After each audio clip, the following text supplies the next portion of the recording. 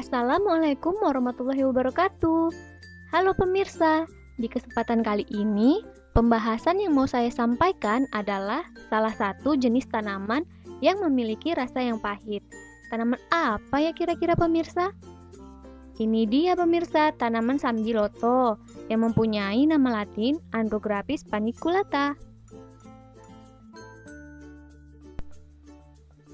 Biasanya, yang pahit-pahit ini bisa jadi obat loh, seperti sambiloto ini. Dikenal sebagai tumbuhan obat herbal. Pemirsa tahu tidak, tanaman ini asalnya dari mana? Nah, jadi tanaman sambiloto ini berasal dari wilayah Asia tropis, yang mana penyebarannya berawal dari India, meluas ke selatan sampai di Siam, ke bagian timur sampai ke Semenanjung Malaya, kemudian masuk ke Indonesia dan ditemukan di Pulau Jawa. Selain dikenal sebagai tanaman obat herbal, sambiloto ini juga merupakan tanaman perdu yang mudah untuk dibudidayakan. Tanaman sambiloto ini mudah untuk kita dapati loh, karena biasanya sambiloto ini tumbuh di berbagai pinggiran sawah, kebun, ataupun hutan. Pemirsa jangan salah sangka ya, meskipun pahit, sambiloto ini banyak kandungan dan khasiatnya untuk kesehatan kita loh. Tapi sebelum kita mengetahui apa saja kandungan dan khasiatnya, kita simak dulu yuk pemirsa syarat pertumbuhannya. Yang pertama, sambiloto mampu tumbuh di ketinggian tempat yaitu 700 meter di atas permukaan laut. Yang kedua, sambiloto mampu tumbuh dengan curah hujan 2000 sampai 3000 mm per tahun. Yang ketiga, sambiloto mampu tumbuh pada suhu udara 25 sampai 32 derajat Celcius. Yang keempat, sambiloto mampu tumbuh dengan kelembaban udara yang mencapai 70 sampai 90%. Yang kelima, sambiloto mampu tumbuh pada pH tanah yang masam.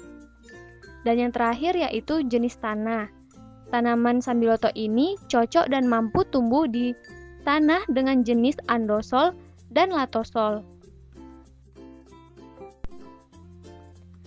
Nah, sekarang kita masuk ke pembahasan kandungannya ya pemirsa. Jadi, kandungan sambiloto ini ada 4. Yang pertama, flavonoid. Yang mana senyawa ini memberikan efek hormonal dan bersifat antiinflamasi. Yang dimaksud yaitu dapat mengurangi peradangan. Yang kedua, alkaloid. Senyawa ini mengandung banyak nitrogen dan bersifat antibakteri. Yang ketiga, saponin. Senyawa ini bersifat antibakteri dan anti jamur sehingga bisa menghambat pertumbuhan sel yang abnormal. Yang terakhir, yaitu tanin. Senyawa inilah pemirsa yang memberikan rasa pahit pada tanaman sambiloto, yaitu di bagian daunnya. Selain bersifat antibakteri dan anti jamur, senyawa ini juga bersifat astringen, yaitu dapat mengecilkan pori-pori dan menghambat produksi minyak secara berlebih pada kulit.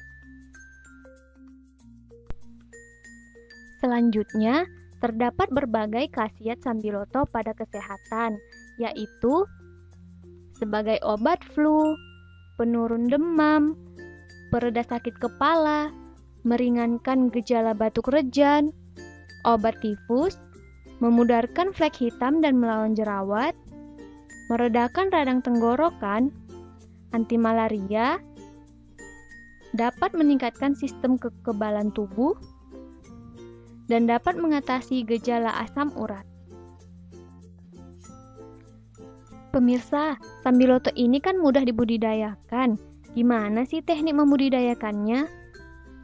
Mula-mula, kita harus mempersiapkan lahan dengan cara tanah dibersihkan dari kotoran sampah maupun gulma. Lalu dicangkul sedalam 20-30 cm dan digemburkan. Kemudian, kita harus membuat bedengan dengan tinggi bedeng 20 cm, lebar 100-150 cm, panjang bedeng bisa disesuaikan dengan ukuran lahan yang pemirsa punya ya. Lalu beri jarak bedeng sejauh 30 cm. Jangan lupa untuk membuat drainase agar tetap terjaga dengan baik lahan dan tanamannya.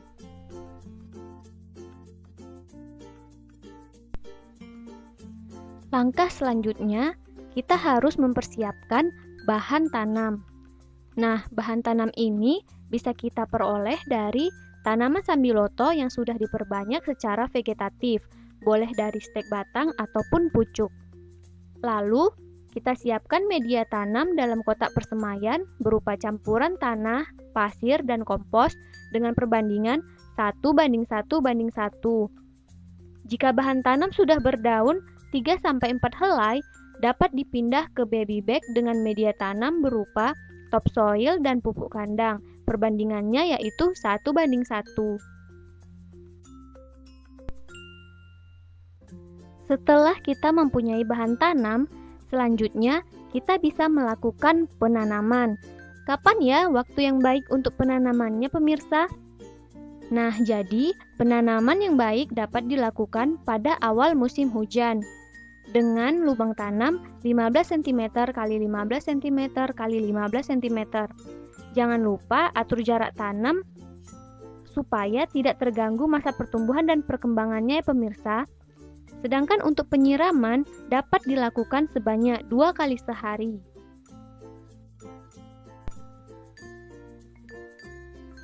Setelah kita tanam, kita juga harus merawat tanamannya ya pemirsa. Yang pertama dengan cara memberi pupuk. Pupuk yang digunakan yaitu pupuk kandang yang diaplikasikan saat tanaman berumur 1-1,5 bulan dengan dosis 3-4 ton per hektar. Yang kedua, penyulaman atau mengganti tanaman jika tanaman ada yang mati. Hal ini dilakukan setelah tanaman berumur 3-5 minggu. Tujuannya agar pertumbuhannya seragam. Yang ketiga, penyiangan dengan cara membersihkan gulma di sekitar lahan ataupun tanaman dan dapat dilakukan setelah umur tanaman 1-1,5 minggu. Yang keempat, pengendalian hama dan penyakit. Kita bisa membuang tanaman yang terserang agar tidak menulari tanaman lainnya. Menggunakan bibit yang sehat, mengatur jarak tanam, dan dapat menggunakan pestisida nabati. Untuk mengakhiri teknik budidaya tanaman sambiloto ini, kita melakukan pemanenan yang biasanya dapat dipanen setelah tanaman berumur 3-4 bulan dan ditandai dengan munculnya bunga. Bagian tanaman yang dipanen adalah batang dan daunnya. Adapun pasca panen yang dilakukan, pencucian daun, pemotongan, dan pengeringan hingga kadar air mencapai 22% dan dapat dijadikan bahan olahan untuk pembuatan berbagai obat herbal. Gimana pemirsa? Cukup mudah ya teknik pembudidayaannya?